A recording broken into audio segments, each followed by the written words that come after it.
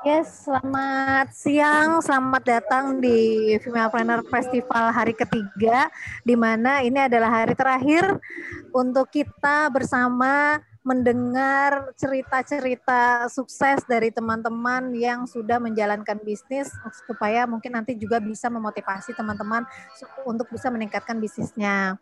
Oke, sebelum kita mulai, kita kenalan dulu ya. Perkenalkan lagi, saya Emi Surya, CEO dari Femapreneur Indonesia yang akan membantu acara ini berdua dengan Mbak Elizabeth. Halo Mbak Beth.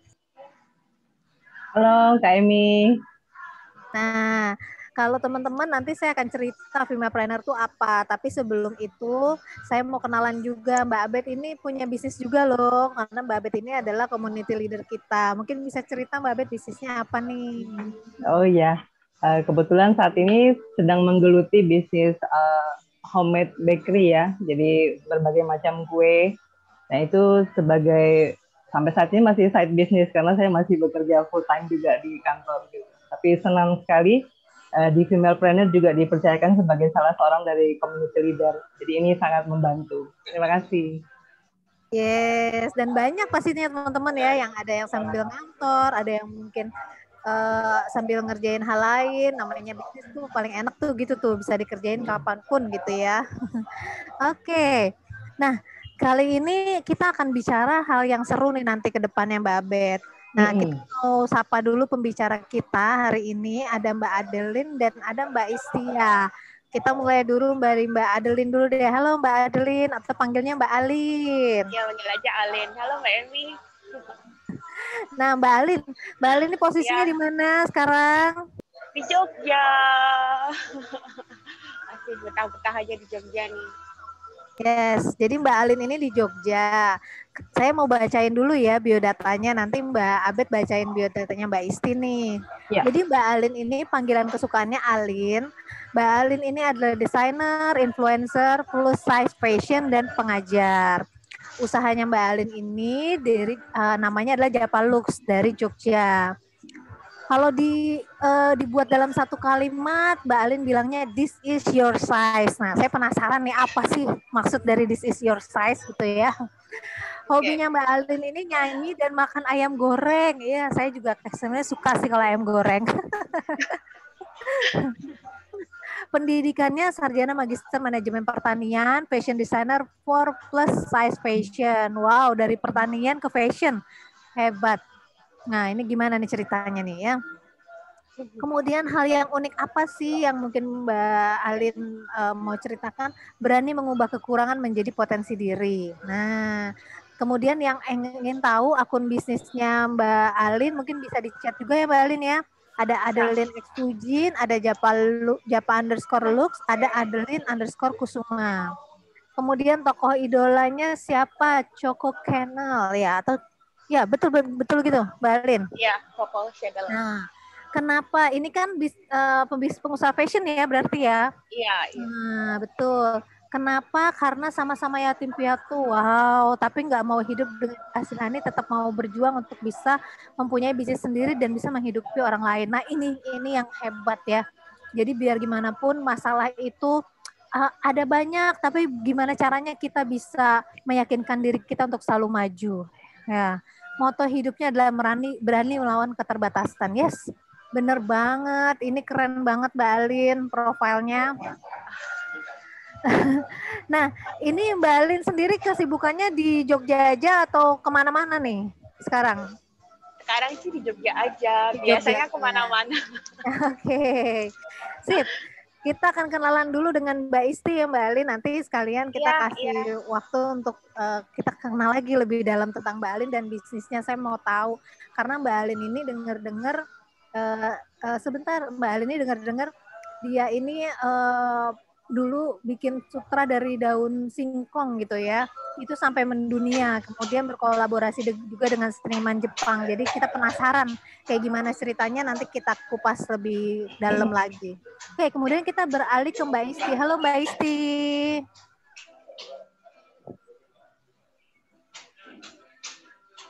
Halo Mbak Isti. Halo Kak. Nah, Oke, mungkin bisa dibacain profilnya Mbak Bet biar kita lebih kenal nih sama Mbak Isti. Halo. Halo Mbak Isti. Ya. Jadi Mbak Isti ini nama lengkapnya Istia Hamdiati, Direktur dan Owner Paku Payung Club dan Zeta Outfit. Ya Mbak Bet. Nah Mbak Iya. Bet mungkin bisa bacain lebih lengkapnya nih tentang Mbak Isti. Mbak Isti, kalau panggilannya senangnya dipanggil Teh Ica ya Mbak Isti ya? Iya benar Teh Ica. Teh Ica ya. Iya, jadi kesibukan saat ini Mbak Isti sebagai mompreneur ya, berarti ibu-ibu tapi juga memiliki bisnis sendiri ya Mbak ya. Kalau usahanya di Bandung ya Mbak Isti ya? Halo? Kayaknya lagi kurang bagus ini suaranya Mbak Isti ya. Halo Mbak Isti. Kak, maaf tadi sinyalnya ini lagi agak susah juga. Oh iya. Ya. Udah dengar kita Mbak Isti? Iya, ada. Saya. Jadi betul ya Mbak Isti lagi sekarang kesibukan utamanya sebagai mompreneur ya. Iya betul. Betul Jadi ya, dan Teh Ica ya sekarang Mbak Teh Ica ya, manggilnya Teh Ica mestinya. Iya, panggilannya Teh Ica, betul. Oh, oke, Teh Ica ya. Jadi kalau usahanya lokasi di Bandung ya Mbak Ica, Teh Ica ya. Iya. Dan kalau dikatakan menjelaskan usahanya dalam satu kalimat ini adalah fokus pada produk fashion bagi sang buah hati yang dipasarkan secara nasional melalui media daring. Wah, luar biasa sekali nih Mbak ya. Iya. Dan Mbak Teh Ica ini makanan favoritnya adalah keripik pedas. Wah, kalau di Bandung banyak ya Mbak ya, segala macam keripik ya. Sini surganya. Nggak merambah ke bisnis keripik juga Mbak. Sekarang masih fokus di fashion anak sekarang. Fashion anak dulu ya. Oke, terus kita lanjutkan dulu pendidikannya ini sastra Inggris. Wah, luar biasa. Wow. Ya. Jadi masih dilanjut berkali sekarang Mbak ya, bahasa Inggris masih penting di mana-mana ya. Iya sih, karena kedepannya kan nanti kita juga mau merambah ke ini ya, pasar internasional, mau buka juga ke agenan di minimal ya di Asia Tenggara gitu. Wah, mungkin nanti kepake biasa juga ya. Pasti luar biasa Allah. itu ya. Kalau untuk IG bisnisnya itu ada di Paku Payung ya Mbak ya? Iya, kalau bisnisnya itu di Paku Payung. Dan satu lagi Zeta Outfit itu sister company atau gimana Mbak? Sebenarnya kan kalau nama company-nya tuh Paku Payung Corp. Nah, yang Paku Payung dan Zeta ini adalah brand di bawahnya, salah satu brand. Oh gitu, sisternya ya gitu ya. Terus kalau tokoh idolanya ini kenapa Mbak memilih ayah dan ibu? Karena beliau lah sebenarnya ya yang berjasa banget dari mulai saya ngerintis usaha ini sampai sekarang alhamdulillah sebesar ini gitu. Beliau lah yang sangat berjasa gitu. Luar biasa ya, jadi ridho dari orang tua ya Teh Ica ya. Betul. Dan moto hidup Teteh ini sangat menarik ya. Kebahagiaan adalah kunci kesuksesan. So be happy with what you do. Wah, luar biasa sekali ini karena memang kalau segala sesuatu dimulai dengan hati yang bahagia pasti sukses ya Mbak ya hasilnya ya. Betul. Iya. Begitu ya Kak Emi ya. Yes, makasih Mbak Bet. Ya, jadi tadi udah dengar sekilas ya. Jadi kita penasaran nih. Kalau Teh Ica ini tadi kalau teman-teman lihat yang di grup ya, ada salah satu pengusaha yang dulu omsetnya tuh 3-5 juta, tapi dalam 1 tahun tuh bisa melejit sampai 100 juta. Nah, kayak gimana ceritanya nanti kita akan dengerin bareng-bareng.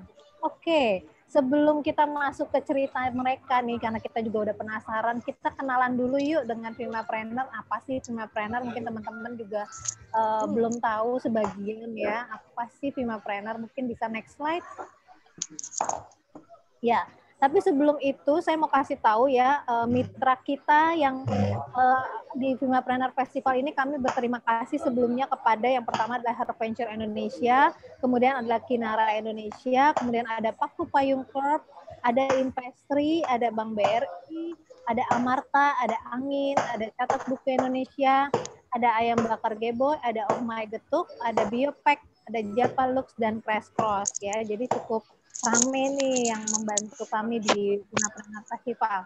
Oke, kita perkenalan dulu ya Vimapreneur Indonesia. Bagi yang belum tahu, kita adalah perusahaan startup teknologi yang fokusnya adalah pendidikan kewirausahaan untuk UMKM ya.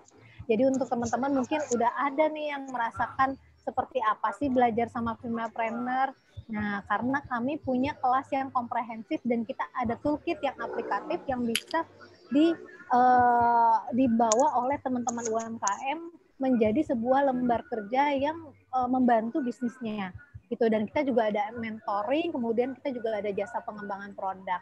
Intinya kami berharap teman-teman UMKM khususnya adalah perempuan itu punya wadah untuk meningkatkan pengetahuan dan keterampilan, punya wadah untuk promosi, bisa memperluas jaringan dengan berada di grup, bukan jualan ya, tapi memperluas jaringan, siapa tahu bisa berkolaborasi dengan teman-teman yang lain, dan harapan kami adalah teman-teman bisa mempunyai bisnis yang berkelanjutan. Karena perempuan itu pastinya mampu mendukung perekonomian Indonesia selama kita juga terus semangat berjuang membangun bisnis kita. Oke, next. Next slide. Nah, jadi kami punya website namanya femapreneur.id. Teman-teman yang ketinggalan mungkin kepengen tahu apa aja sih pelatihan-pelatihan Femapreneur, kita ada beberapa training yang gratis di website kami. Tinggal daftar dan login. Kita ada tentang pembukuan, bahkan teman-teman bisa download kemarin dari Kaveren tuh teman-teman bahkan bisa download Excel-nya ya supaya belajar pembukuan lebih lanjut seperti itu. Dan kita ada banyak lagi. Tinggal masuk aja ke website-nya. Nah, sementara kita juga ada YouTube-nya ya. Jadi kalau yang kemarin ketinggalan, festival kemarin kita juga masih ada rekaman YouTube-nya di Femapreneur Indonesia. Oke. Next, Kak Inggit.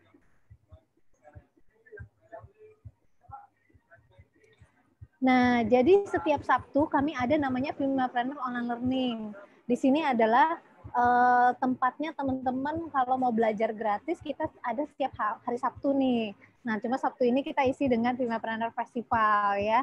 Jadi kita sering mengundang tamu-tamu dari luar, kadang-kadang dari kami internal ya, kadang-kadang dari marketplace untuk mengisi dan dengan harapan pastinya memberikan ilmu untuk teman-teman pengusaha khususnya adalah perempuan. Lalu kami juga punya jasa ya, jasa untuk label, jasa untuk bikin logo seperti itu, untuk brand ya, karena kami tahu brand itu penting untuk teman-teman. Jadi tinggal tanya aja ke kami seperti apa, atau cek di Instagram kami ada link tree-nya, di situ bisa lihat-lihat jasa kita tuh ada apa aja. Oke, next. Nah, jangan lupa nih ya. Jadi kalau hari ini kita sama Paku Payung Corp sama Mbak Isti atau Teh Ica, kita akan ketemu tanggal 27-28 di kelas yang lebih seru lagi. Untuk teman-teman kita ada namanya Femapreneur Academy dengan Zeta dan Investri. Ini mengupas tentang bagaimana cara berbisnis fashion, manajemen reseller, pemasaran online, tips mendapatkan akses permodalan, lalu juga pendampingan selama 2 minggu, dan ini gratis. Jadi nanti informasinya akan disampaikan di grup dan cepet-cepetan daftar ya. Nanti silahkan daftar setelah kita informasikan di grup ya. Nah, hal-hal yang seperti ini yang hanya di grup yang bisa teman-teman bisa dapatkan informasinya ya. Jadi jangan sampai leave dan jangan sampai ketinggalan program-program dari Femapreneur. Oke, next. Kak Inggit. Nah, sekarang kita akan masuk ke cerita ya, karena kita juga pengen tahu cerita dari Mbak Alin dan dari Mbak Isti nih. Diawali dengan Mbak Alin dulu nih yang dari Jogja. Halo Mbak Alin.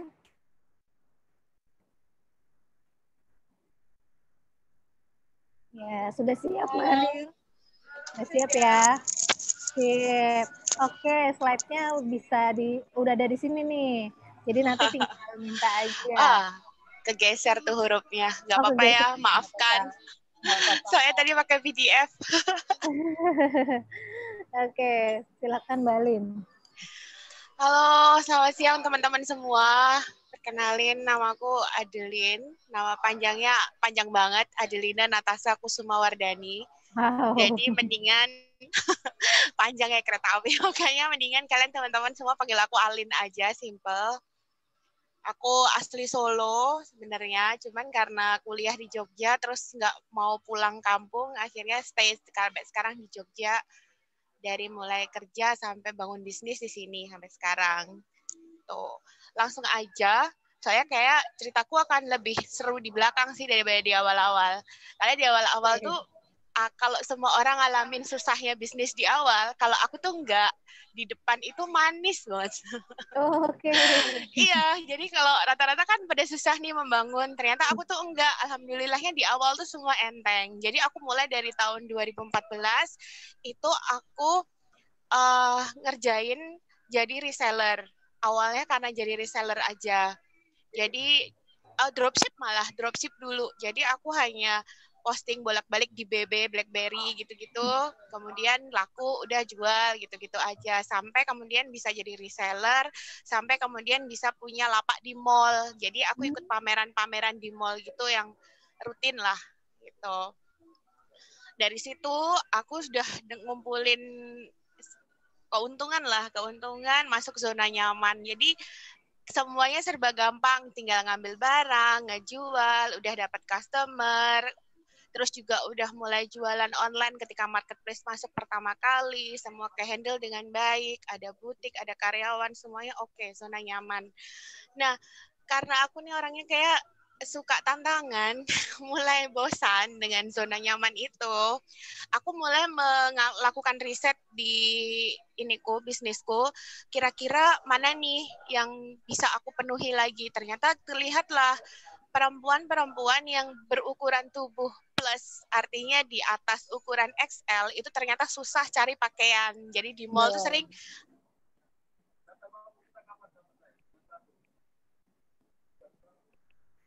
Halo Mbak Alin. aku nemuin, ya, karena aku sendiri pada saat itu besar juga. Sekarang udah proses ini ya. Jadi orang sering nanya ke aku, Mbak kalau beli baju kayak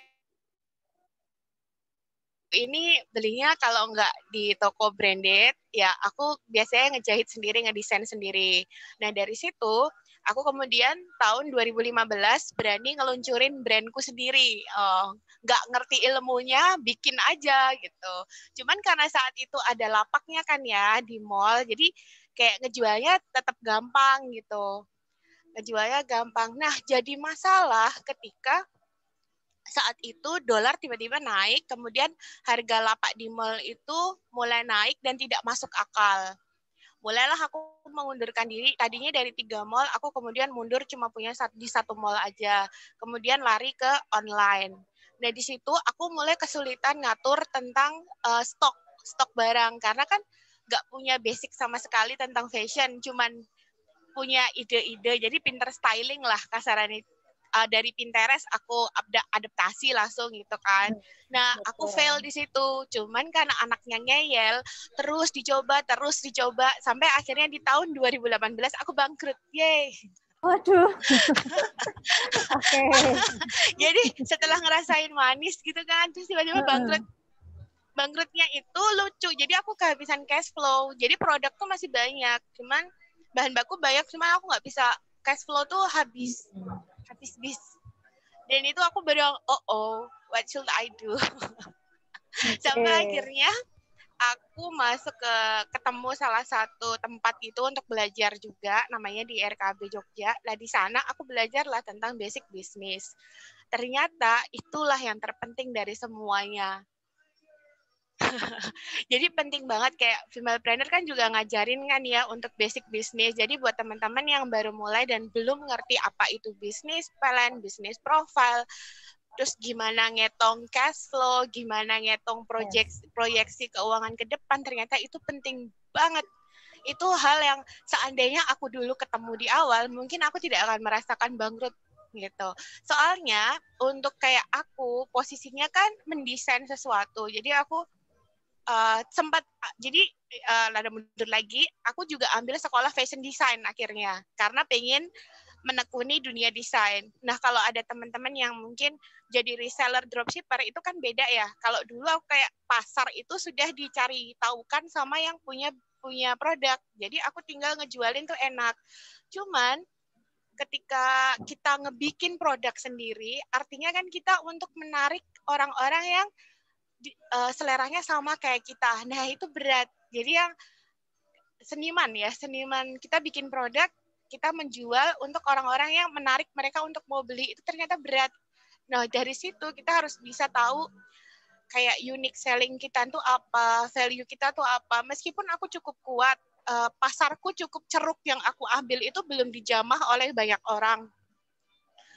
Nah, tetap aja aku membutuhkan basic bisnis. Nah, wes berjalan kayak gitu, aku akhirnya bisa berhasil rebranding di tahun 2019 awal ya, kalau nggak salah. Aku akhirnya bisa fashion show tunggal, tapi aku rebranding. Jadi karena tidak punya dana, ini membuka dapur sendiri, nggak apa-apa buat sharing teman-teman juga. Aku akhirnya muncul. Di situ aku menggunakan teknik marketingnya personal branding. Jadi si Adeline Kusuma ini yang tadinya tidak dikenal, karena yang dikenal brandnya yang lama itu namanya Minami, akhirnya saya muncul ke depan. Saya menggunakan teknik personal branding. Saya bisa fashion show tunggal dengan waktu itu konsepnya cukup menarik. Jadi saya ada kolaborasi dengan Sutra Singkong. Jadi ada salah satu perajin Sutra Singkong di Jogja, itu teman di RKB, kita kolaborasi sama Sutra Singkong itu. Dan saya membawa model-model saya yang saya pakai itu semuanya plus size. Jadi ukurannya semua di atas XL. Karena punya konsep yang unik, akhirnya saya pun next slide, turunin lagi,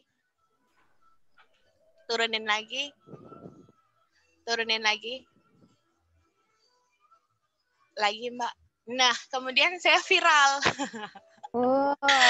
Jadi karena punya konsep unik, punya sesuatu yang aneh, akhirnya fashion show saya yang sebenarnya undangannya hanya 50 orang, itu tuh viral. Tiba-tiba boom gitu aja. Semua media dari Liputan 6 datang, kemudian ada dari Gudeg.net, dari KR, semuanya ngeliput.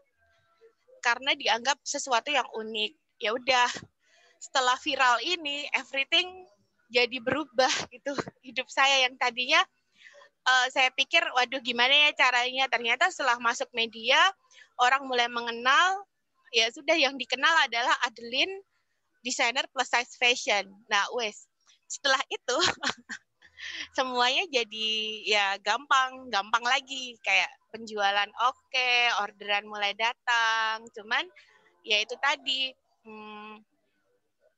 kelemahannya adalah saya ternyata butuh tim untuk manajemen. Oke, lanjut lagi. Nah, naik ke atas lagi. Ini setelah viral, naik ke atas lagi. Naik ke atas ke slide nomor 3. Saya slide. Ya, ini. Nah,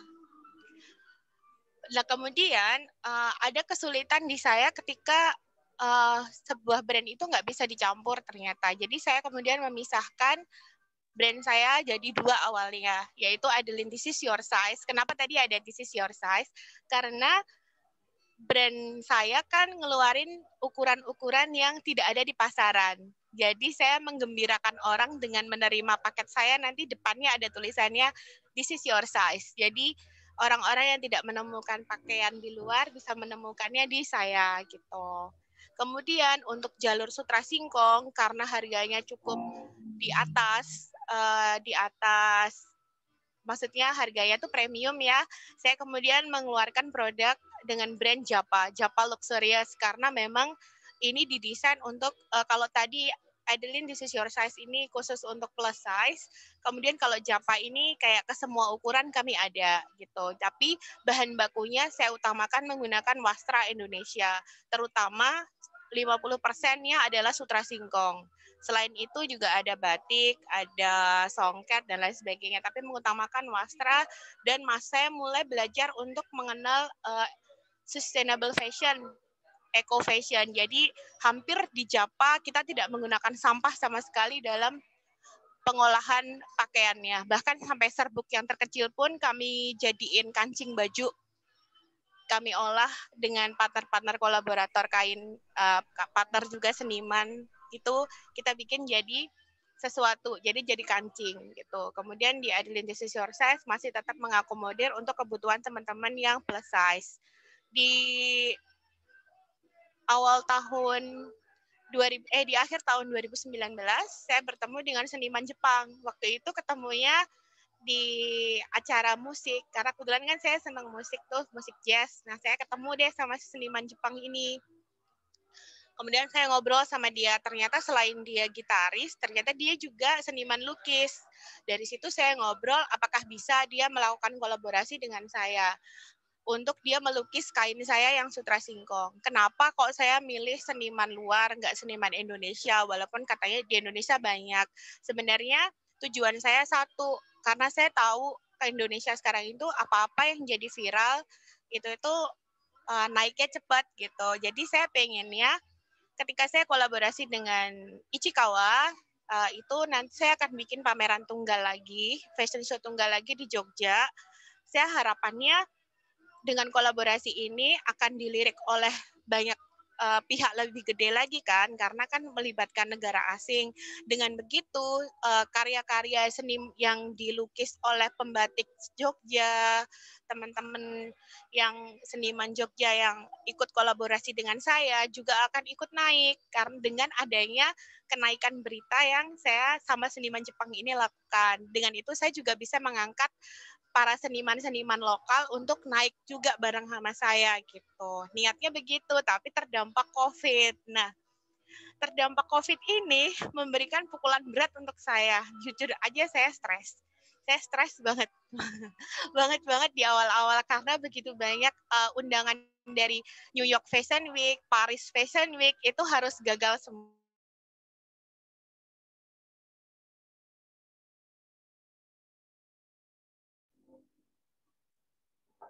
Oke, ini harus gimana gitu. Sampai akhirnya itu cukup lama saya stres, sampai setelah Lebaran saya baru akhirnya nggak bisa kayak gini. Saya harus bisa jalan nih. Apa konsep Adeline Fujin yang tadinya harusnya di Sutra Singkong, saya komunikasi dengan Shin, Ichikawa Shin itu, gimana kalau saya membuat desain yang lebih simple. Artinya itu bisa dibeli oleh daya beli masyarakat kita yang sekarang, tapi kerjasama kita nggak perlu mundur sampai corona berakhir, saya bilang gitu. Dan itu dia oke lah Adeline apapun. Akhirnya dari teknik yang harusnya dilukis langsung ke kain, saya menggunakan teknik printing di kaosnya. Turunin lagi Mbak slide-nya, nanti ke gambar yang turunin. Jadi saya print di kaos, turunin lagi, turun. Ya ini sama turun. Ya ini juga termasuk. Nah ini sudah berhenti. Nah ini tekniknya print sama saya akhirnya berpikir gimana caranya ada sisi dari handmade yang harus saya naikkan. Jadi seniman apa nih yang bisa saya ajak kolaborasi untuk bisa naik. Karena sebenarnya di Jogja ini seniman banyak sekali. Cuman memang rata-rata kalau nggak main di home decor, main di craft. Tapi jarang yang diikutkan di fashion. Akhirnya saya ketemu, sulam tangan aja deh, itu kan ibu-ibu banget gitu. Saya kemudian ketemu salah satu teman di sini, ibu tiga anak, dia ternyata bisa menyulam dan dia bisa menerjemahkan apa yang saya mau. Jadi saya bilang sama dia, kaligrafinya Shin Ichikawa ini semua bercerita tentang bunga. Jadi ada sakura, ada bunga ayame, kayak gitu. Saya bilang, gimana kalau bisa nggak ini diterjemahkan ke sulamannya gitu. Terus oke, kita kulik, ketemulah kita pakai vektor.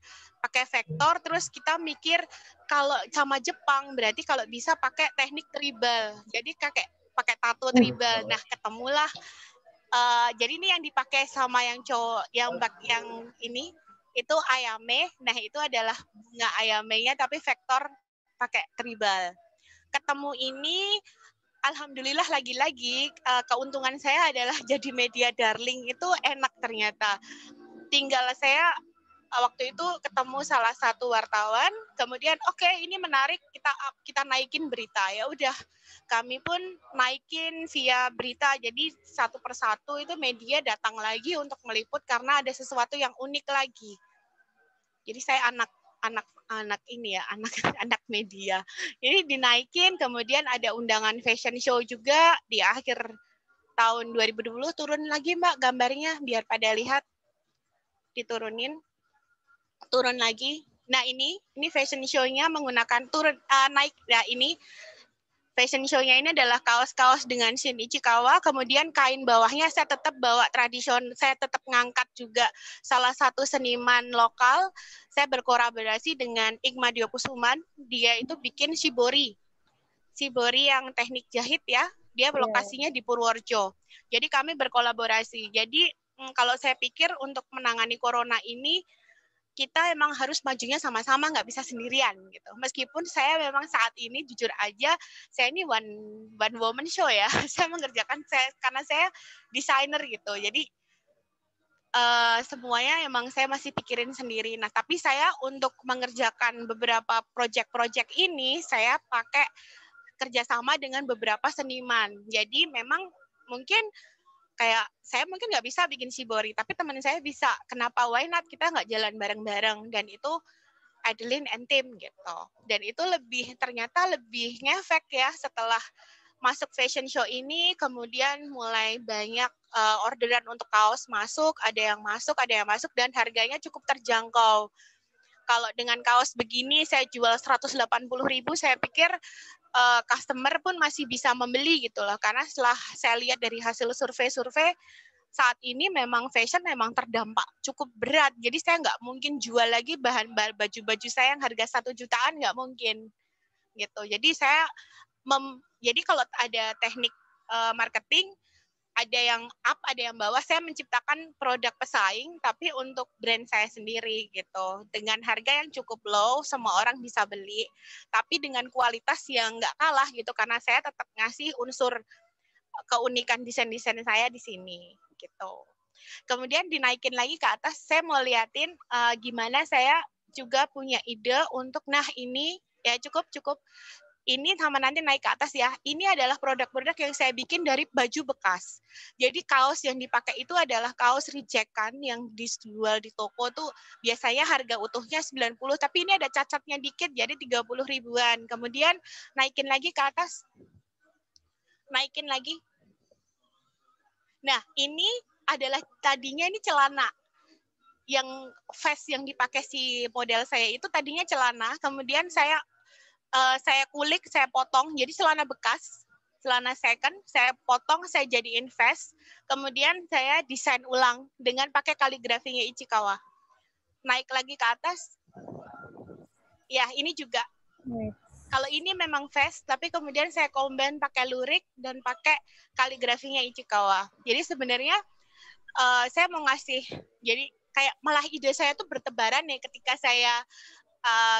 di masa pandemi ini dan masa stres ini, ternyata ketika saya tertekan itu malah ide-ide luar biasa nongol. Jadi ini sebenarnya kan kalian bisa dapat semua di rumah gitu, barang-barang second itu ada, tinggal disulam, tinggal di apa, atau mungkin ketika ada produk-produk yang masih stuck di gudang belum keluar itu bisa didesain ulang gitu. Jadi di sini sisi kreatif kita ini harus tetap diasah meskipun di masa pandemi kayak gini. Kalau nggak ngapa-ngapain juga akan diam, kita nggak akan gerak. Tapi kalau kita mengikuti arusnya aja pandemi ini, ternyata juga bisa kelewat dengan tetap kita bisa menghasilkan sesuatu gitu. Aku ceritanya udah panjang banget loh, ini udah berapa menit? Tapi menarik banget sih. Kalau aku sih cara bangkit dari pandemi, kan aku udah cerita pahit-pahitku ya. Cara bangkitnya ya itu, aku tetap mengusahakan, aku tetap kreatif dengan caranya ya kayak gitu. Buka Pinterest, aku belajar dari nol lagi. Cukup sakit kalau aku terlalu egosentris, aku tidak mau, kasarannya mungkin gue udah sampai luar negeri nih, harusnya udah dipasarin di sini masa iya gue harus belajar dari bawah lagi, kan nggak gitu. Ternyata aku juga sekarang jadi turun lagi ke bawah, yang online yang dulu udah aku tinggalin karena memang produk aku tidak bisa diterima di marketplace karena harganya tinggi. Aku pun sekarang belajar lagi masuk marketplace, belajar lagi cara ngiklan, konsultasi juga sama female planner, dibantu mikir sama Emmy, sama Rosi, sama Mario. Kemarin itu kayak dapat pencerahan gitu akhirnya. Thank you loh female planner. Gitu. Terus kenapa alasannya supaya tetap mau survive? Gila, mau hidup sama siapa gitu loh kalau nggak survive sendiri gitu. Karena kan hidup sendiri ya, maksudnya meskipun gimana-gimana, ya kita harus ngandalin diri sendiri kita sendiri gitu. Kita mau ngandalin sama siapa? Jadi jangan malu. Kalau aku sih jangan malu. Udah perkara apa dikata orang aku udah nggak peduli. Yang penting aku tetap berkreasi, berpikiran positif, terus mencari teman-teman. Yuk kita bikin apa rame-rame, yuk bikin apa rame-rame. Kemarin juga habis ketemuan sama seniman-seniman lukis di Jogja, harus ada beberapa yang, Mbak Adel yuk kita bikin pameran, yuk kita, yuk gitu aja, dijalanin aja. Masalah pendanaan atau apa, ternyata ya itu dipikir terakhir aja gitu loh. Meskipun kita membutuhkan itu ya, cuma saat ini yang kita butuhin adalah energi positif. Jadi keep positif dengan menemukan orang-orang yang positif. Yang susah itu nggak cuman kita kok, semuanya kena imbas, cuman kita harus tahu caranya kita menangani stres kita tuh kayak apa, kita harus kenal diri kita sendiri dan jangan malu. Udah itu aja dari aku kayaknya. Kalau enggak nanti banyak banget. Jadi yang lain kalau masih ada pertanyaan silahkan di drop di ini, nanti ada tanya jawab kan. Kalau enggak follow Instagram aku Adelina_Kusuma. Kalau mau kenalan di sana boleh. Jadi ini beberapa karyaku udah dihabisin aja ke bawah. Karya-karyaku. Wow, luar biasa. Dan ditinggal ini yang Japa Luxurious yang seperti ini. Jadi ada yang tengah itu Sutra Singkong, kemudian Songket, kemudian si Bori. Ini Japa turunin lagi. Ini yang Adeline This Is Your Size, itu memang untuk cewek-cewek yang tidak berukuran normal ya, normal versi manekin gitu. Turunin lagi. Ya ini udah terakhir dari kami. Dan satu lagi ada bawah lagi tim saya. Jadi kayak fotografer MUA saya punya. Gitu. Terima kasih. Keren banget. Biasa. Kita ini ada Power Wush Mbak Bet ya. Ya. Power Wush dulu yuk. Jadi Power Wush itu kita belum Power Wush ya. Aura positif untuk Mbak Alin yang udah ngasih kita pencerahan tadi ya. Caranya adalah dengan tepuk tangan 3 kali, 1, 2, 3 wush gitu. Karena tadi kita habis termotivasi dengan Mbak Alin. Yuk teman-teman kita bantu dengan Power Wush Mbak Alin. Ayo. 1, 2, 3 wush. Wush. Thank you female trainer. Keren. Iya, jadi intinya adalah kalau tadi kita rangkum sedikit ya. Intinya adalah Mbak Alin ini sesuai dengan tema kita. Ada yang tahu nggak tema kita hari ini? Ayo, chat. Ada yang tahu nggak? Tapi ini nggak dapat hadiah ya. Persistence. Wes, ada yang ngomong. Siapa tuh? Persistence. Iya, bagus, benar. Ya, ya. Berarti teman-teman menyimak luar biasa. Betul. Kita di mana kegigihan itu ya harus dialamin sama Mbak Alin yang sendirian survive ya. Tapi tidak menyerah. Nah, setelah Mbak Alin kita akan dengarkan dulu nih cerita dari Teh Ica ya. Nah, jadi kalau tadi Mbak Alin itu lebih ke bagaimana dia membuat suatu karya ya. Nah, Mbak Ica ini juga punya usaha di bidang fashion. Nah, tapi kemasannya berbeda, target marketnya juga berbeda. Nah, kita mesti belajar nih dari Mbak Ica gitu. Seperti apa nih Teh Ica membangun bisnisnya yang namanya Paku Payung Corp ini. Nah, bagaimana persistennya Mbak Ica, mungkin juga punya cerita-cerita sedih pastinya yang bisa membangkitkan dan pastinya sekarang juga sudah luar biasa sih Mbak Ica yang saya tahu nih. Jadi saya juga penasaran ceritanya. Silakan Mbak Ica.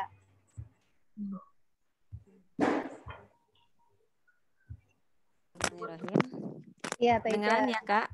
Kedengeran. Oke. Ini untuk slideshow-nya akan ditampilkan sama female planner ya? Iya, boleh next. Ya. Oke, bismillahirrahmanirrahim. Assalamualaikum warahmatullahi wabarakatuh. Terima kasih nih kepada kawan-kawan di Female Planner, ada Kak Emi, Kak Abed, dan tadi juga pembicara yang pertama luar biasa. Sangat terinspirasi sekali saya berada di sini ya. Terima kasih untuk kesempatannya. Terima kasih juga karena telah memberikan kesempatan kepada saya untuk sharing saja sedikit tentang pengalaman saya, gimana sih saya gitu ya dan tim bisa bertahan di masa pandemi ini. Bahkan tidak cuman bertahan ya, tapi alhamdulillah ketika perusahaan-perusahaan lain itu mem-PHK banyak karyawan, tapi alhamdulillah perusahaan kami malah membuka lowongan pekerjaan. Nanti ya di akhir saya ceritakan gimana caranya biar bisa bertahan dan menang di masa ini gitu ya. Di next dulu, namun mungkin pertama kenalan dulu ya sama saya karena banyak di kawan-kawan female planner yang belum tahu siapa saya. Nama saya Istia Hamdiati, kawan-kawan biasanya panggil saya Teh Ica, nama panggilannya. Saya itu founder dan direktur dari Paku Payung Corp. Jadi ini CV Paku Payung Corp itu nama perusahaannya ya. Nah ini di bawahnya lagi, next saja Kak. Nah Paku Payung Corp itu apa sih gitu ya? Bukan, ini banyak sekali nih kawan-kawan agen saya gitu yang salah sasaran, yang nanyain paku beton gitu ke agen saya. Banyak sekali nih kasus-kasus seperti ini. Mungkin brandingnya masih kurang gitu ya. Nanti ditingkatkan lagi. Ide awalnya kenapa nama itu juga penting nih Mbak. Kita pengen tahu. Sebenarnya waktu awal-awal ngambil nama Paku Payung gitu ya. Karena ini juga salah satu nama brand kami. Itu dulu tuh apa ya, kalau ngambil nama itu dulu waktu awal-awal kan saya mendirikan tahun 2014 ya. Nah itu tuh awalan saya punya anak pertama. Nah, perempuan waktu itu kan kalau misalnya anak pertama belum punya pengalaman dalam mengurus anak kan ya. Waktu itu juga suka panas-panas, anak tuh kan suka kalau habis imunisasi panas kan ya. Nah, itu suka kayak kadang-kadang kejer sampai kejer nangisnya gitu. Ini gak berhenti-berhenti, di nenenin gak mau, diapain gak mau. Nah, sama neneknya itu suka dinyanyiin Paku Payung. Nah, kayak pokoknya ada nyanyiannya ada lah.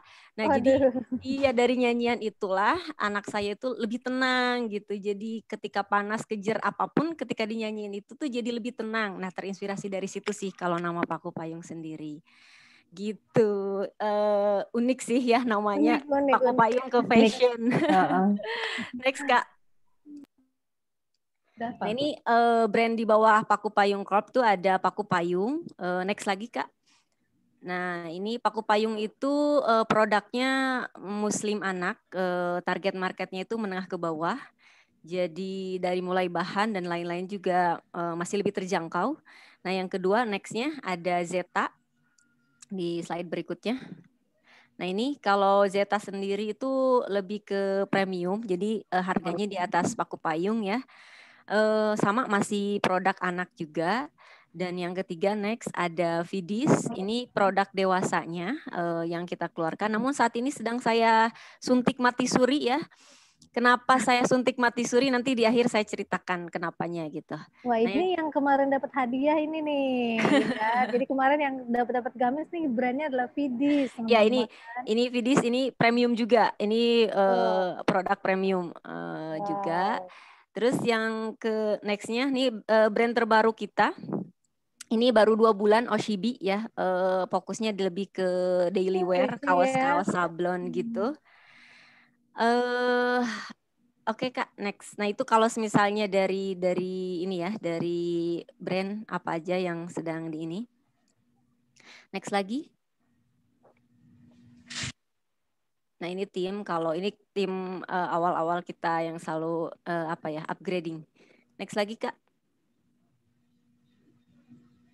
Nah, ini sih kalau misalnya mengenal sedikit. Halo Kak, masih ada ya? Yes, masih Mbak. Jadi gini, kalau misalnya cerita awal-awal membangun bisnis gitu, hampir sama kayak Mbak Adel di awal gitu. Saya mengawali sebagai reseller dulu, kemudian karena memang banyak permintaan gitu, akhirnya saya membuka brand sendiri langsung dengan nama Paku Payung itu gitu. Awal-awal itu next lagi Kak, awal-awal itu kan saya karena memang penjualannya baru tahun 2014 ya, penjualannya juga baru omsetnya 3-5 juta, cuman karena memang saya seorang ibu waktu itu, jadi saya angkat aja 1 pegawai sebagai admin untuk handling di bagian admin saja. Kemudian ini inisiasi awal saya mendirikan, dipersingkat saja, tahun 2015 itu initiation akhir, mulai tuh yang tadinya awal-awal tuh saya B2C jualnya ke customer. Awal-awal di tahun 2015 saya pindah ke B2B, jadi full jualnya itu cuman ke agen, enggak ke customer lagi. Ini mulai dari sini omset juga mulai naik ke 100 sampai 120 juta ya. Pegawai waktu itu cuman 5 orang dan semuanya masih admin waktu itu. Di tahun 2016, nextnya lagi.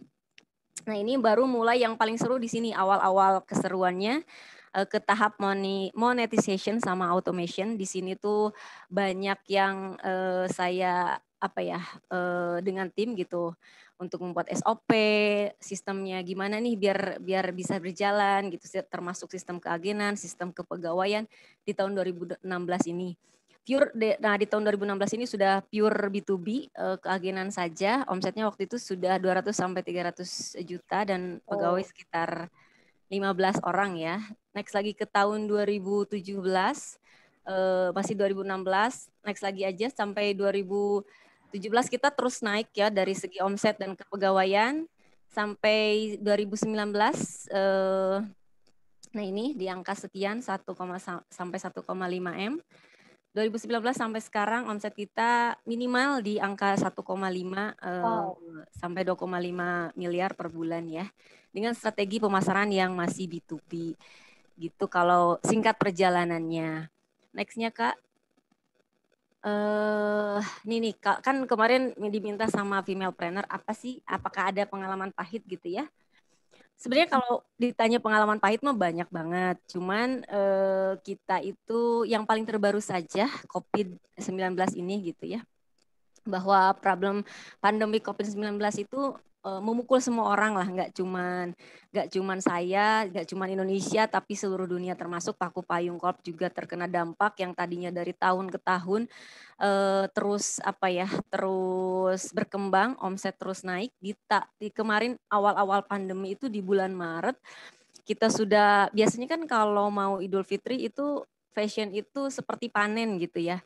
Tapi tahun kemarin kita justru malah pandemi gitu yang tadinya bahan baku sudah kita stok banyak banget untuk Idul Fitri, karena ada pandemi ini terpaksa kita hold dulu sampai Idul Fitri. Omset juga kita kemarin awal-awal tuh sampai mengalami penurunan 70%, jadi hanya mencapai 1 M kurang gitu ya awal-awal pandemi itu. Halo Kak, masih ada? Masih dong. Masih ya? Lanjut. Masih. Ini takut sinyalnya soalnya karena sinyalnya ada di Garut lumayan nih di daerah pegunungan rada-rada lupa.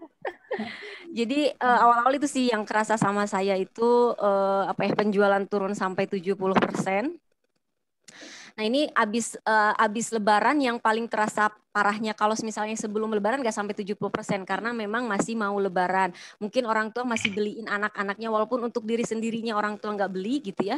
Tapi untuk anak mungkin mereka masih beli. Jadi nggak begitu merosot penjualannya waktu awal-awal pandemi. Justru malah tantangan kita itu setelah Idul Fitri. Fashion itu kan tantangan kalau setelah Idul Fitri itu udah biasa ya. Fashion itu setelah Idul Fitri mengalami penurunan. Nah ini udah habis Idul Fitri gitu ditambah pandemi udah double saja tantangan kita gitu. Akhirnya kita nih gimana sih caranya buat kita bertahan gitu. Di next slide. Nah ini kalau misalnya aku sih pakai tim kami kemarin pakai salah satu generic strateginya Porter ya yang dikenalkan oleh Porter ini. Jadi strategi Porter ini kan berfokus gimana caranya sih kita biar bisa menangkan pasar secara kompetitif di segala bidang gitu kan. Nah yang pertama itu yang kita pakai itu di cost leadership. Nah kan kalau cost leadership itu kan fokusnya ke gimana caranya kita mendapatkan laba sebesar-besarnya, tapi cost ditekan serendah-rendahnya. Akhirnya setelah Idul Fitri itu aku dan tim gitu para manajer itu rapat gitu. Gimana nih caranya dengan omset sekian operasional kita tuh nggak bisa jalan gitu. Apakah kita harus PHK karyawan gitu setengahnya atau bagaimana? Nah akhirnya kan alhamdulillah gitu tim itu ngasih banyak masukan, Teh, jangan sampai ada yang di PHK gitu. Kasihan mereka gitu. Ada yang emang sudah berkeluarga, ada yang memang dari sini gitu hidupnya. Akhirnya ya sudah, sok gimana solusinya nih biar operasional kita tetap jalan. Akhirnya salah satu caranya itu dengan menekan biaya. Satu, oke lah kita nggak akan mem-PHK, tapi disesuaikan lagi gajinya gitu. Dipotong 50% seluruh gaji karyawan, tapi nggak ada satupun yang di PHK. Begitupun dengan hari kerjanya kita kurangin, disesuaikan lagi dengan gajinya tadi. Kecuali para manajer waktu itu, para manajer jangan ada hari liburnya jangan panjang gitu. Justru kita di sini harus berjuang, mentalnya itu harus mental berjuang waktu itu yang saya tanamkan kepada para manajer, karena ini kalian leader-leadernya yang harus tetap kokoh gitu di situasi apapun. Nah, akhirnya cost leadership juga selain dari tadi mengurangi biaya, kita juga cari nih beberapa supplier yang memang bisa menjual harga lebih murah untuk bahan baku tetapi kualitas sama gitu. Nah, ternyata gitu dengan saya mencari, ternyata ada gitu yang tadinya saya pikir oh iya ya kayak bahan Toyobo itu yang paling best price itu cuma 27 dengan Toyobo dengan kualitas A misal. Nah, ternyata kalau kita cari gitu, Toyobo itu di pasaran banyak loh yang harganya sampai 20, 21 tapi dengan kualitas yang sama, asalkan kita nyarinya bener-bener gitu. Enggak kalau bisa gitu se-Bandung, se-Indonesia dicari gitu, supplier itu tuh ada gitu. Nah, itu kalau misalnya dari cost leadership ya. Yang kedua itu di differentiation. Kalau differentiation kan kalau menurut si Porter ini gimana caranya sales dan marketing itu fokus gimana caranya biar target market itu tahu gitu. Apa sih manfaat dari produk kita. Nah, kalau differentiation itu awalnya kan sebelum pandemi ini kita itu Paku Payung, kalau untuk brand Paku Payung sendiri ya, ngeluarin produk itu launching produk itu 1 bulan 2 kali. 1 kalinya itu 1 artikel saja gitu. Jadi cuma 4-5 warna. Nah, karena kondisinya seperti ini, penjualan kita harus tetap bagus gitu. Kita ngeluarin artikel sampai yang tadinya cuma 1 kita keluarin sampai 4. Jadi 4 kali 5 warna sampai 20 warna gitu. 1 kali launching.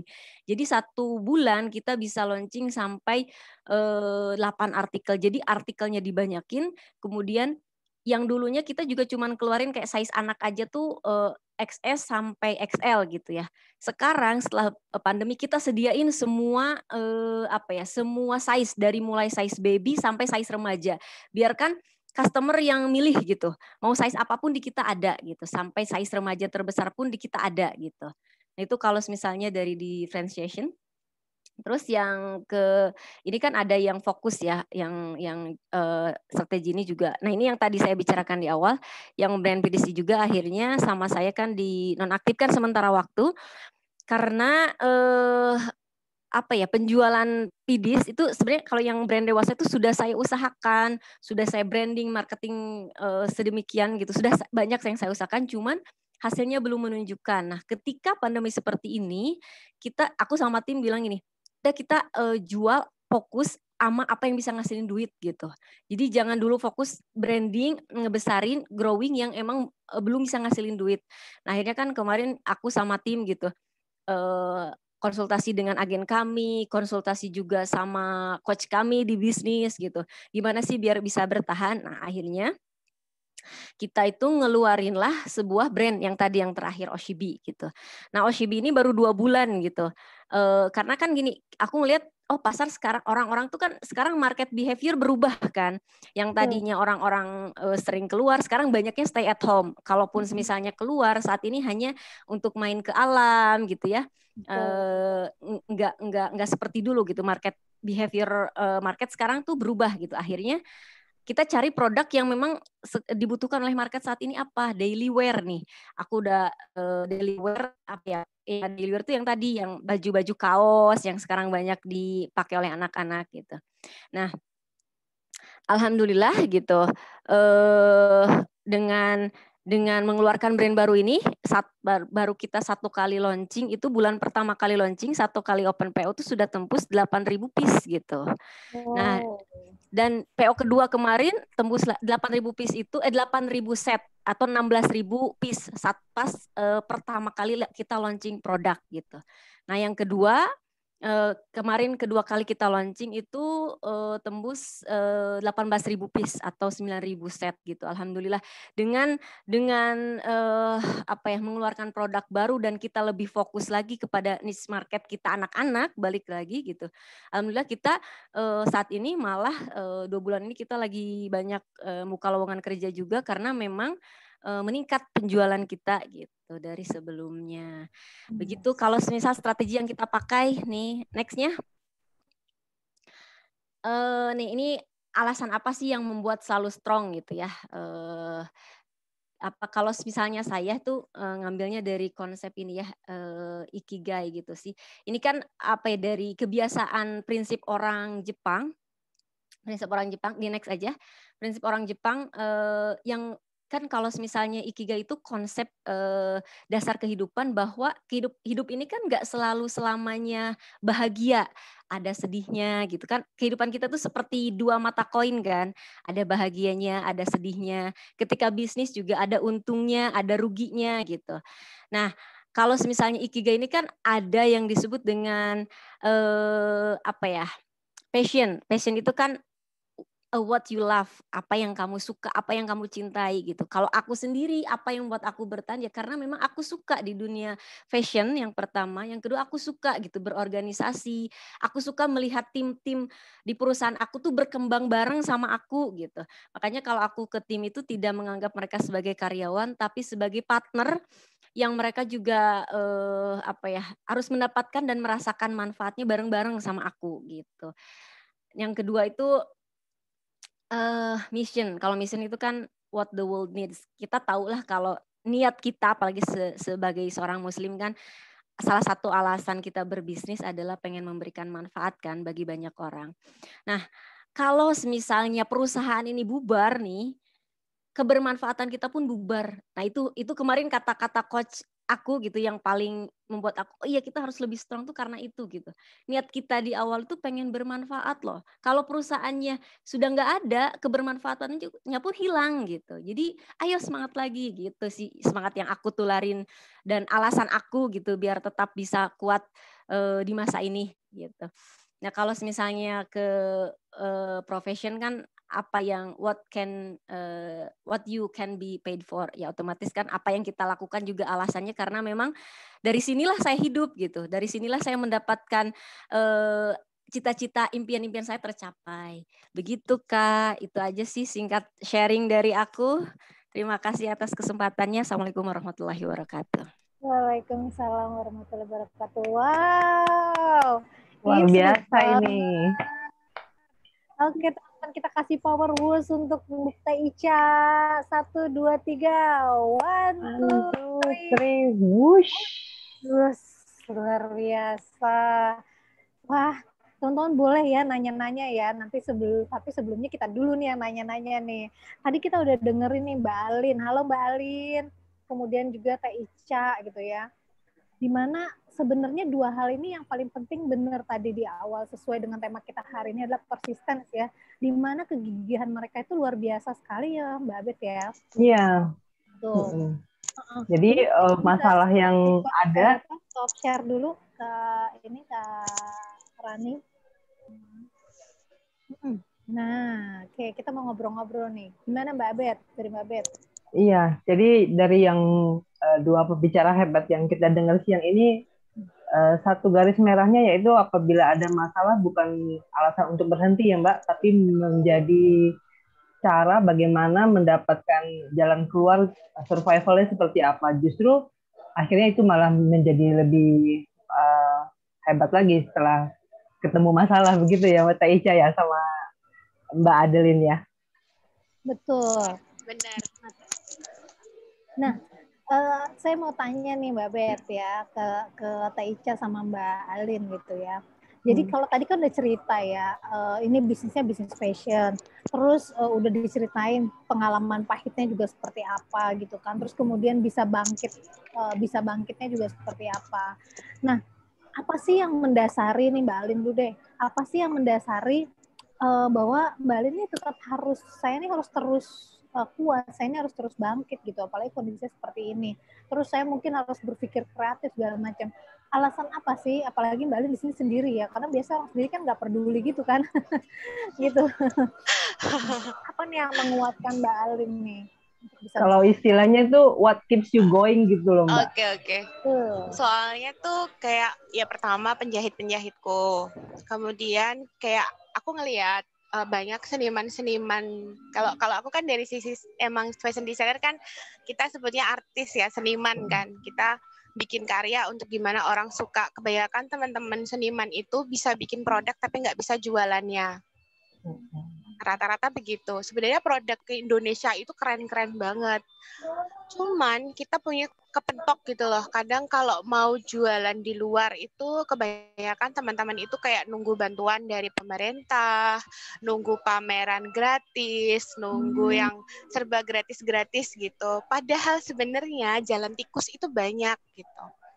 Mungkin awal-awal aku kayak dianggap teman-teman yang lain tuh kayak aneh. Kenapa sih nggak mau ikut jalur? Tapi kalau menurut aku pengen ngasih tahu teman-teman juga bahwa pakai jalan yang terkecil sekalipun kamu tuh bisa loh menjadi besar gitu. Kayak aku melakukannya sama si seniman Jepang ini. Dia mungkin juga cuman seniman biasa di Jepang. Tapi ketika kita berkolaborasi dua negara menghasilkan karya, kita bisa membuat viral, kita bisa si seniman Jepang ini yang ngomong sama aku ketika aku bertanya sama dia, "Berapa aku harus bayar kamu?" Ichikawa bilang gini, "Adele, bagaimana jika kita membuat karya yang bagus dulu, disukain dulu, setelah itu baru kita bicara tentang harga." Dia begitu. Akhirnya aku jadi yang, oh iya juga ya, bener juga. Jadi kalau kita sudah disukai, otomatis orang-orang yang akan mendatangin kita gitu. Jadi ya aku pengen ya tadi tidak menggantungkan diri sama orang lain. Aku benci menunggu sih, menunggu kepastian darimu enggak. Aku orangnya nggak kuat nunggu. Jadi aku bergerak sendiri, nggak apa-apa space-nya kecil kayak fashion show. Kalau aku harus nunggu bisa tampil di Jakarta Fashion Week, itu terlalu lama. Yang bisa aku lakukan adalah ketika saat itu ada temen punya kafe, Mbak Adel bikin fashion show yuk di sini. Kebetulan aku ngajar ya, ngajar private class untuk fashion design. Dia bilang, Mbak Adel mau bikin fashion show kecil-kecilan di sini. Oke, aku tidak pernah menganggap hal kecil itu kecil. Aku selalu berpikir hal kecil itu adalah one step untuk jadi gede. Siapa yang tahu ketika 2 tahun setelah aku fashion show di tempat sekecil itu, aku dapat undangan dari New York Fashion Week dan Paris Fashion Week. Itu tidak akan terjadi ketika satu langkah kecil itu tidak aku iyain saat itu. Aku yakin banget itu, makanya ketika aku bilang sama, aku pengen teman-teman itu nggak berpikirannya langsung, oh pengennya langsung yang gede. Yang gede itu nggak akan tercapai kalau kamu nggak mulai sesuatu dari yang kecil. Termasuk ketika kenapa aku kuat, karena beberapa teman-teman aku yang mungkin dia punya karya kayak di sini ada nih, kayak ada nih Dita ini salah satu murid aku, dia bikin rajutannya keren.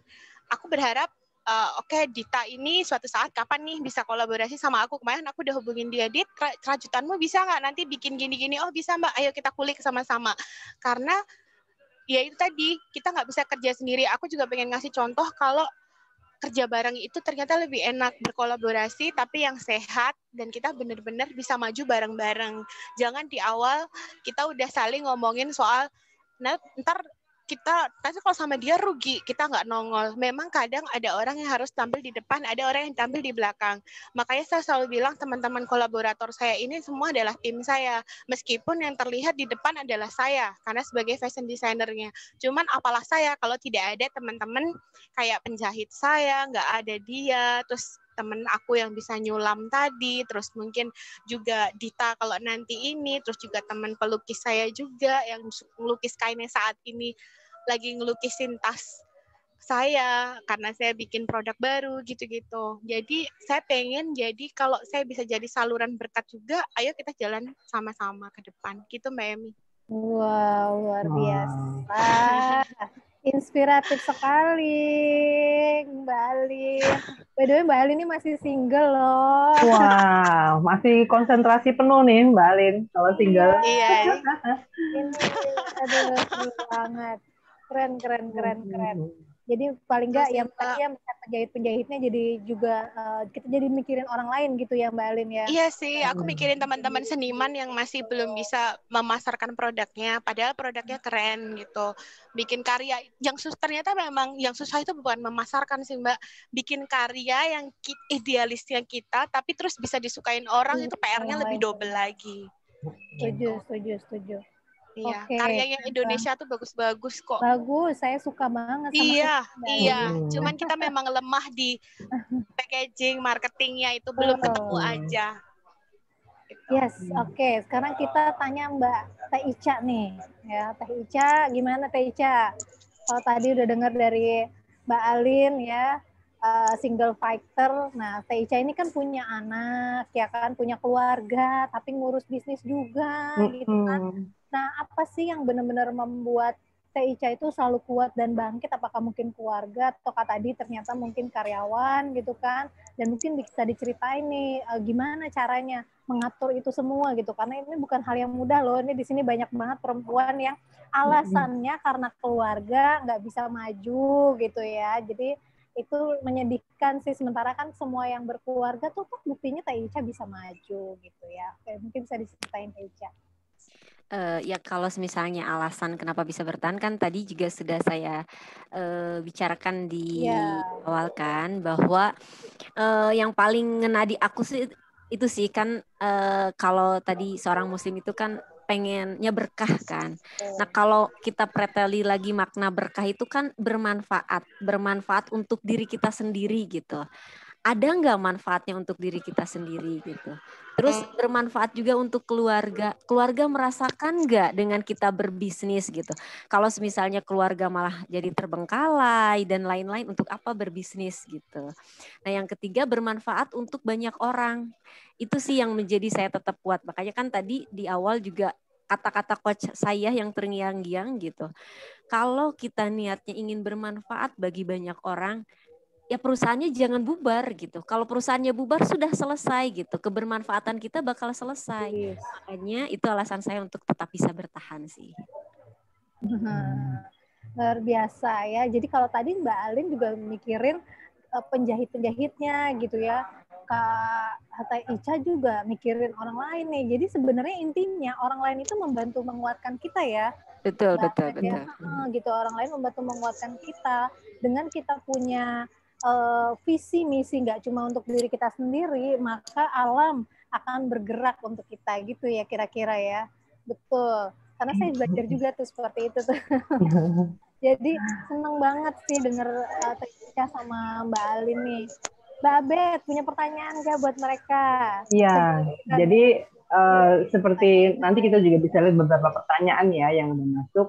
Cuman mungkin Teh Ica sama Mbak Adeline mungkin ada satu tips yang jitu mungkin bagi para UMKM, karena di Female-preneur ini banyak sekali UMKM dan motornya itu para wanita ya. Bagaimana bisa tetap bertahan atau persistence dalam bisnisnya ini walaupun ada masalah? Ada mungkin satu hal yang kita harus ingat yang bisa dibagi tipsnya?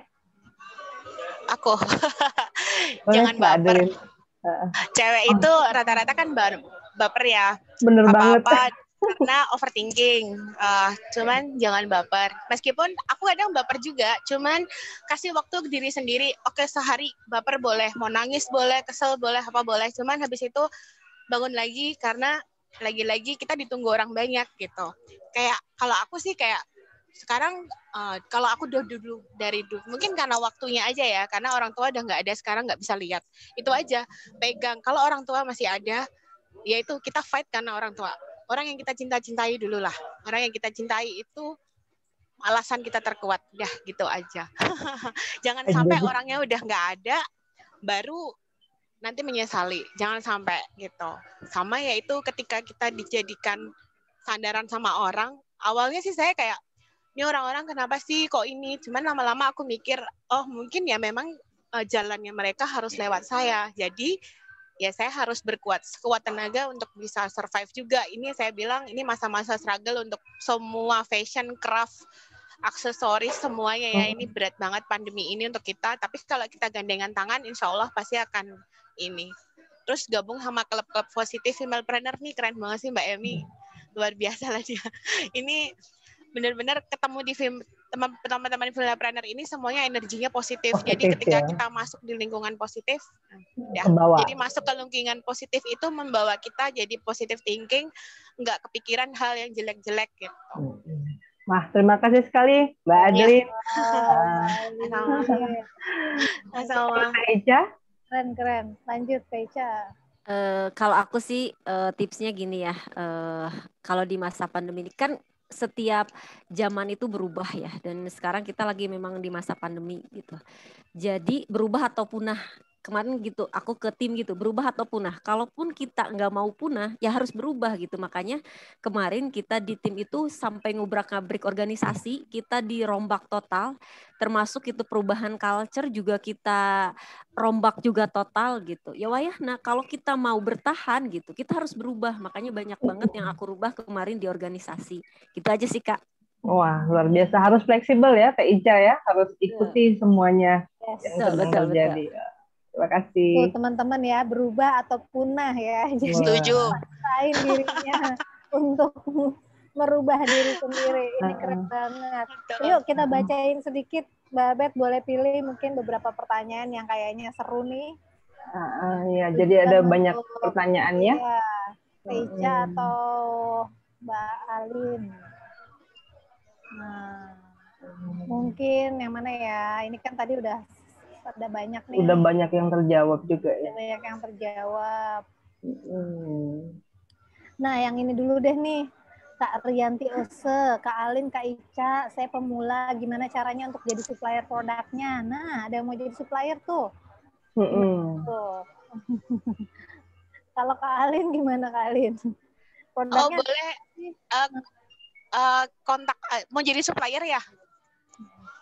Kalau jadi supplier, hubungin ke Instagram aku aja, nanti kita ngobrol-ngobrol dulu aja Kak, kebutuhan kita masing-masing apa gitu, nggak apa-apa. Ngobrol-ngobrol di Instagram dulu aja. Kemana Kak Alin?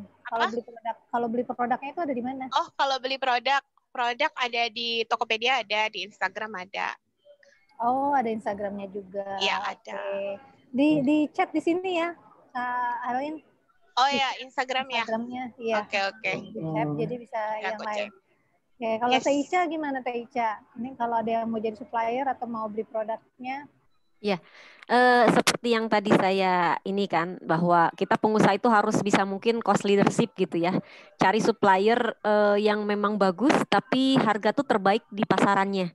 Jadi saya welcome banget sama yang mau jadi supplier gitu, boleh hubungi saya sama. Di IG saya juga Istihamdiati saja sama nama IG-nya. Yes. Nah kalau mau beli produknya mesti IG-nya siapa nih Kak Ica? Kalau produk karena kita B2B ya, jadi harus belinya ke agen, nggak bisa langsung ke saya. Jadi agennya sama ada di Instagram juga, agen Paku Payung Club atau agen Zeta Outfit. Di Instagram di situ. Ada banyak ya, tadi aku lihat Teh Ica nama Paku Payungnya itu Jakarta Timur, apa gitu, Jawa Timur. Ya banyak banget karena memang agen kita kan banyak ya, di atas 150 agen. Jadi memang mereka juga menggunakan akun-akunnya sama Paku Payung Jakarta, Paku Payung Banjarnegara gitu. Kalau mau langsung menghubungi agen di kota juga bisa gitu, kayak tinggal searching aja kota yang terdekat mana, misal agen Paku Payung Bandung, nanti langsung keluar Paku Payung Bandung, Zeta Outfit Bandung gitu sih, searchingnya lebih mudah. Ini nih ada Kang Aji sudah ini ada nih linknya, kasih link di chat ya. Ini beliau manajer marketing saya. Terima kasih Kang Ajis. Oke. Nah, jadi mungkin teman-teman di sini yang pengen punya bisnis atau pengen jadi agen juga bisa ya, Kak Ica ya. Betul. Kita sekarang kan memang lagi open keagenan. Kita lagi memperbesar pasar juga. Jadi teman-teman yang ingin gabung dengan kami di Paku Payung Corp gitu ya. Saya welcome banget. Nanti Kang Ajis mungkin nanti bisa bantu kasih link di sini untuk pendaftarannya. Untuk daftar jadi waiting list agen Paku Payung dan agen Zeta. Waiting list loh. Ya, waiting list. Belum tentu Ya approve betul, loh. karena alhamdulillah kalau untuk Paku Payung memang sampai kemarin waktu kita pembukaan agen yang keangkatan ke-6 itu sampai 600 lebih yang waiting list untuk Waduh, gabung. luar biasa. Iya, untuk gabung di kita. Jadi memang harus masuk waiting list dulu, nanti insya Allah kalau memang berjodoh bareng sama kita gitu. Kita belajar bareng di Paku Payung karena seperti female planner juga ya, kita juga punya agenda pelatihan untuk para agen. Lo namanya kalau kita kelas online ya, setiap 1 bulan sekali. Di sana kita juga godok juga agen-agen kami biar bisa jago jualannya gitu. Wah. Ada pertanyaan nih dari Fanny. Kenapa pilih beralih dari B2C ke B2B? Nah, ini yang seru nih. Ini seru karena gini, kalau dulu awal-awal itu kan yang kalau handle kita B2C gitu ya, penjualan kita itu kan sudah per bulan. Kalau Paku Payung sendiri kan, Paku Payung sendiri itu di angka 20.000 gitu ya, sampai 30.000 set itu teh, berarti kalau pieces kan banyak banget gitu. Dengan kita jual ke B2C, kita perlu SDM yang lebih banyak lagi gitu. Dan itu juga tidak efisien. Akhirnya kita kita berbagi rezeki deh sama emak-emak agen yang emak-emak di luar sana gitu ya. Mereka mendapatkan keuntungan, kita juga sama gitu. Kan agen tuh dapat 30% ya. Jadi kita berbagi keuntungan deh sama emak-emak agen, mereka bisa jualan, kita kelola keagenan juga gitu. Dan alhamdulillah dengan dirubahnya B2C gitu, yang tadinya cuma jual ke customer dan jualnya hanya ke agen, omset kita itu meningkat berkali-kali lipat karena mereka itu customer setia kita gitu. Udah hot market banget lah gitu. Kalau kita jual ke customer kan kita harus cari customer baru lagi. Biaya marketingnya lebih besar lagi ketika kita harus cari market baru, dan biaya marketing itu bakal lebih rendah kalau misalnya kita ke B2B karena mereka tuh setia gitu. Apapun produk yang kita keluarkan, insya Allah gitu, mereka tuh mengikuti, akan menjual. Dan ini juga insya Allah rencana kita juga setelah Idul Fitri ini juga akan ngeluarin lagi brand bayi, juga brand kosmetik anak, sama sepatu dan tas anak. Jadi insya Allah kita lebih niche marketnya lebih ke anak semua gitu. Jadi bagi teman-teman ini yang mau gabung nih, ayo sekali lagi linknya sudah ada di chat ya kalau mau gabung jadi keluarga besar Paku Payung. Sampai waiting list ya. Jadi buru-buru deh gabung untuk yang mau ikutan. Nah, kalau Mbak Alin, saya juga penasaran nih Kak Abed, kok bisa sampai ketemu seniman Jepang ya gitu. Itu pas gitu waktunya. Dari suka musik tadi katanya ya. Suaranya masih mute. Sip. Masih mute, Mbak Alin. Pencet lagi, Mbak Alin.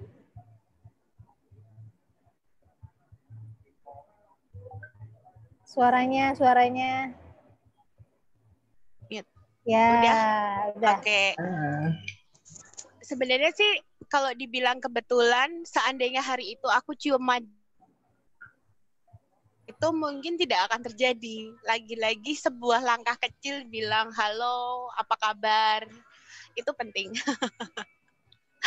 Jadi jangan takut untuk kenalan sama orang baru. Terus positive thinking gitu. Jadi ketika aku kenalan sama Ichikawa pun kayak mungkin kita kebanyakan takut nanti bahasanya nggak nyambung. Ternyata dengan bahasa Tarsan pun bahasa Inggris, bahasa Jepang saya juga masih bahasa Jepang Tarsan itu bisa kok gitu. Jadi jangan takutlah cari peluang. Peluang itu sebenarnya di mana aja dan tidak perlu dikasih. Kadang cukup kita yang menemukan. Dan kadang kita nggak tahu itu bisa jadi tetangga sebelah kamar atau apa. Orang ngobrol. Meskipun aku introvert, aslinya aku introvert loh Kak. Beneran introvert, pemalu. Cuman di satu sisi memang ini udah jadi pekerjaan. Ketika saya sudah memilih jalur personal branding, ya berarti saya harus bertemu dengan banyak orang. Ya saya mulai mengubah ketakutan saya yang tadinya bicara sama orang itu takut, ngobrol sama orang itu takut, jadi harus berani ngomong, harus berani tanya sama orang, harus berani memulai sesuatu gitu. Jadi jangan takut. Kalaupun kita ada ketakutan apa, kalau saran saya sih cari ke diri kita sendiri, kenapa sih kita takut, terus berusaha kita lawan ketakutan itu dengan cara apa? Dengan cara kita pelajari hal yang bikin kita takut tadi itu apa. Atau kalau enggak, temukan orang yang tepat. Jadi kayak aku introvert, tapi aku punya partner tuh ekstrovert. Jadi ada temanku tuh ekstrovert yang partner aku, jadi yang asistenku langsung gitu.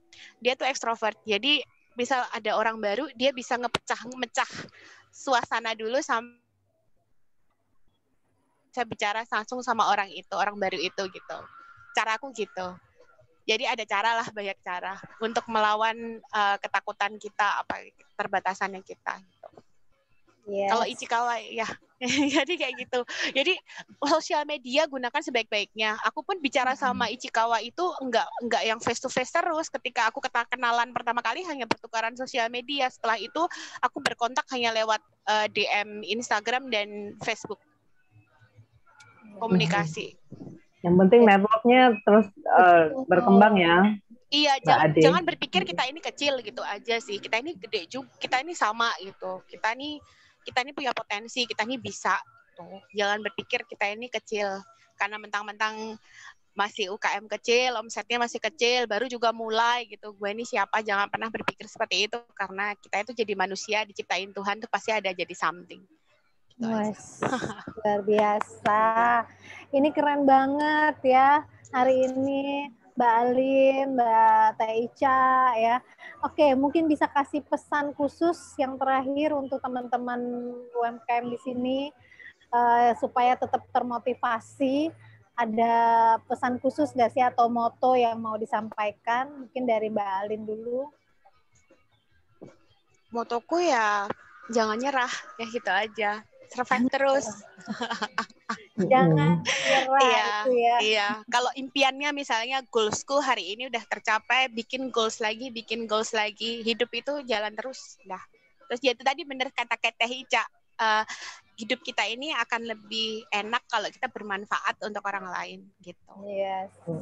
Jangan nyerah teman-teman. Teh Ica ada moto atau pesan yang mau disampaikan untuk teman-teman hari ini? Sebagai closing statement. Sudah cukup Kak Emi, sudah disampaikan semua. Gimana menjadi berkah untuk banyak orang. Betul, ya. betul. Okay. Dan tadi itu berkesan banget ya kata-kata Teh Ica, berubah atau punah. Nah, yes. Ini punchline-nya. Yes. Nah, jadi ini seru banget ya. Kalau tadi kita melihat Mbak Alin, seorang desainer yang bagaimana memikirkan seniman-seniman, kemudian Teh Ica memulai dari ini sama nih awalnya nih Teh Ica sama teman-teman ya.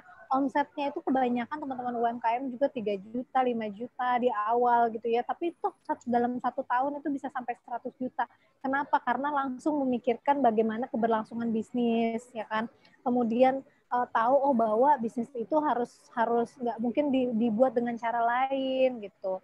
Jadi itu yang kita lihat ya Kak Abed ya, perencanaan bisnisnya cukup matang gitu ya. Iya. Nah, betul. Jadi begitu teman-teman. Nah, kita waktunya sudah habis, tapi kita masih ada kuis ya gitu. Atau kita mau bacain 1-2 pertanyaan gak nih Kak? Kayaknya udah ya.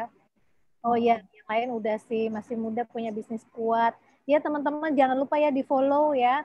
Di-follow dan kami punya pelatihan khusus ya untuk bareng sama Paku Payung sama Investri tanggal 26 dan 27 Maret.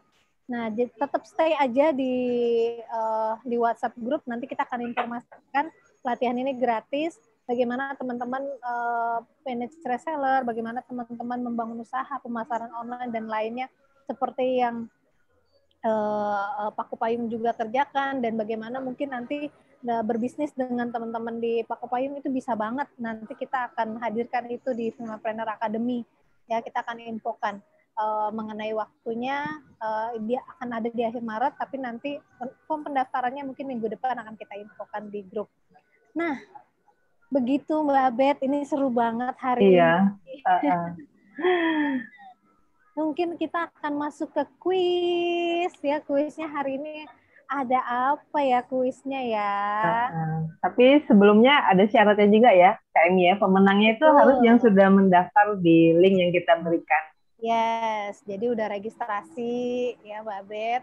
Tuh, jadi jangan sampai udah jawab nggak taunya belum register. Nanti dianulir. Iya. Oke, sebentar saya bantu share, saya share dulu ya. Oke.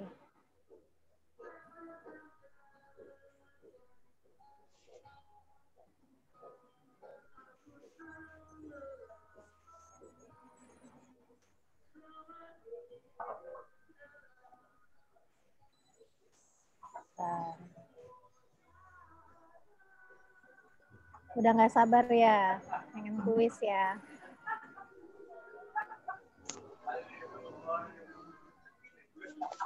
Yes, sudah terlihat. Siap-siap teman-teman.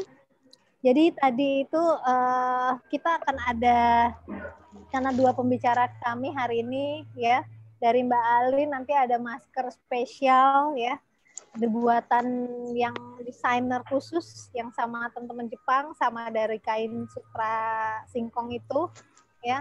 Kemudian dari brand Vidis juga ada ya. Jadi kalau dari kemarin juga teman-teman udah ngincer gamis nih gitu ya. Itu juga ada gitu. Nah, siap-siap ya teman-teman ya. Quiz time dihitung yuk Mbak Bet. Iya. Dihitung sampai 3. 3, 2, 1. Bentar, belum. Belum. Oke. Mbak Bet tolong lihat ininya ya. Kamarnya bisa bantu lihat chatnya. Bisa lihat chat.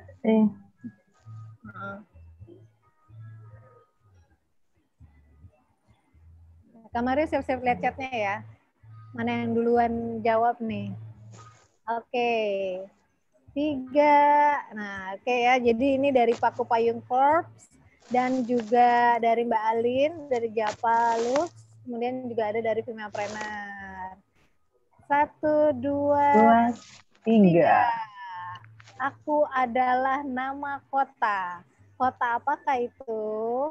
Ayo dijawab. Wah. Udah ada nih yang pertama. Yes. Yang menjawab dengan benar itu, waduh, banyak banget. Nah, siapa nih Mbak Bet? Aduh, lari tuh sini. Yang pertama siapa tadi? Siapa? Dewi Purnama. Oke. Kamari bisa cek itu udah pernah dapat belum? Dewi Purnama. Halo Dewi Purnama, ini udah pasti rame banget ini. Iya. Iya. Cepet ya mikirnya ya. Ngetiknya cepet banget, hebat. Dewi Purnama nih, Kak Mario ya.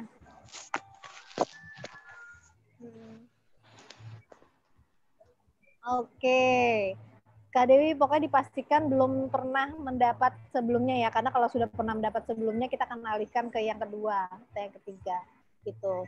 Dan pastikan juga udah register di Filmapreneur. Ya, kita lanjut lagi. Lanjut. Saya hitung. Ayo semangat, siap-siap. Siap-siap. 1, 2, 3. Berapakah jumlahku? Ayo berhitung. Ayo berhitung. Ayo berhitung.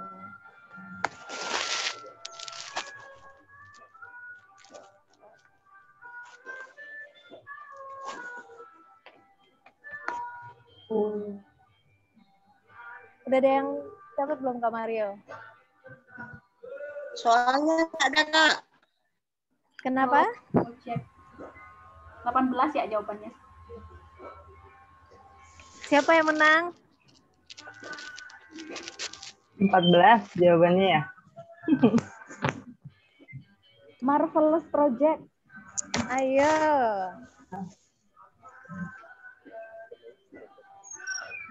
Yang menang Marvelous Project. Marvelous Project. Oke. Nah, siapa tuh? Udah pernah dapat belum? Kayaknya belum tuh, namanya baru dengar tuh. Marvelous Project. Oke. Wow. Ini dapat gamis nih kayaknya buat, kalau ini cowok nih buat istrinya nih.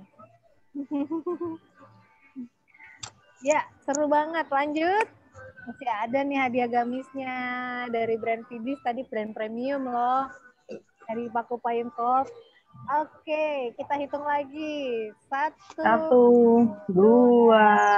3. Ya, ada berapa jumlah cahaya di logo Femapen Indonesia? Ayo. Ayo. Ayo. Jawabnya pada asal. Hai. Udah ada pemenangnya. Siapa tahu menang gitu atas ya. nama Rina Ulansari. Rina Ulansari. Ya. Wih, ini asal atau beneran nih Mbak Rina?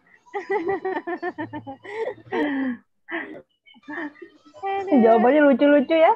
Lucu-lucu pasti.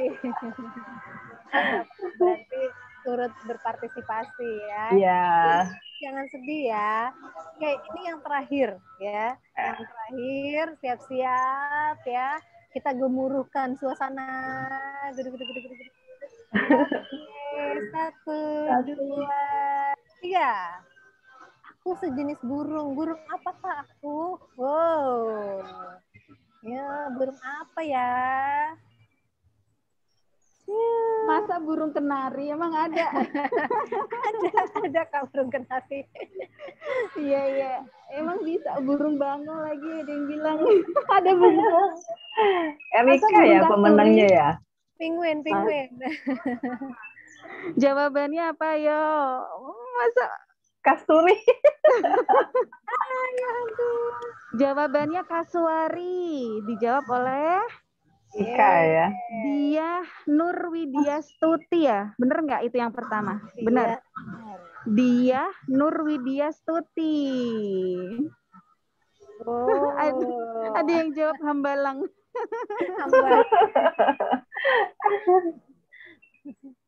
Kenari, kasturi, lucu-lucu Oh, ya. salah tulis. Ya. Oke. Sip. Wow. Seru ya, seru nggak? Mau lagi? Udah.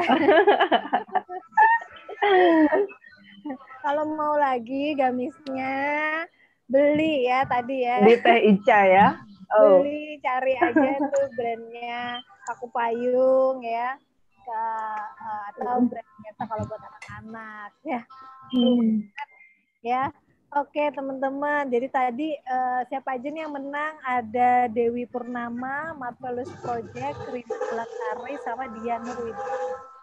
Pastikan belum pernah dapat sebelumnya dan kemudian sudah mengisi form register ya. Mau lagi. Kebetulan emang iya, kita kan belajar latihan ini gerak tangan. Oke, halo Mbak Alin, halo Taicha. Sekali lagi kita mengucapkan terima kasih ya atas kehadirannya dan motivasinya. Sama-sama. Sudah berbagi tips. Sudah berbagi. Iya, sama-sama. Karena ini festival kita hari terakhir ya, jadi kita mau bergemuruh. Tolong teman-teman buka semua videonya yuk, kita mau foto bersama. Yuk, coba saya mau lihat nih tadi yang dari Flores mana. PT, Resia, mana. Kita foto bersama yuk. Karena ini yang terakhir nih. Yuk, yang masih tutup kameranya dibuka. Nah, gimana 3 hari Kak Dewi? Terima kasih acara kemarin sampai sekarang menginspirasi. Yes, boleh chat ya teman-teman 3 hari ini gimana nih sama kita yang ngikutin terus ya. Karena ini acara ini teman-teman kita hanya adakan setahun mungkin 1 kali ya. Jarang banget kita bikin seperti ini. Nah, kita seru banget nih udah mulai pada membuka kameranya. Kita mau foto bersama. Foto bersamanya kita pakai power rules sekali lagi untuk tadi Teh Ica yang udah menginspirasi kita hari ini, kemudian Kak Alim dan juga teman-teman semua sebagai perempuan hebat Indonesia, pria-pria juga yang sudah berusaha berbisnis juga, punya bisnis juga di sini. Kita bikin power rules dan tolong nanti Kak Rahma atau Kak Rani screenshot kita ya ke 1, kedua, dan ketiga. Power rules untuk kita semua. 1, 2, 3. Whoosh. Ya, stop biar difoto dulu. Yeay. Kak Rani bisa screenshot. Kak Rahma. Nah. Yes, di setiap halaman ya. Halaman. Yes, oke. Yes, teman-teman, boleh chat ya. Bagaimana nuansa kita selama 3 hari ini? Semoga kesan-kesannya semoga bermanfaat ya. Intinya kami membuat acara Femapreneur Festival ini ada buat teman-teman semua, untuk para perempuan hebat Indonesia, supaya bisa terus termotivasi. Apalagi kami tahu di dalam kondisi seperti ini, teman-teman butuh dukungan.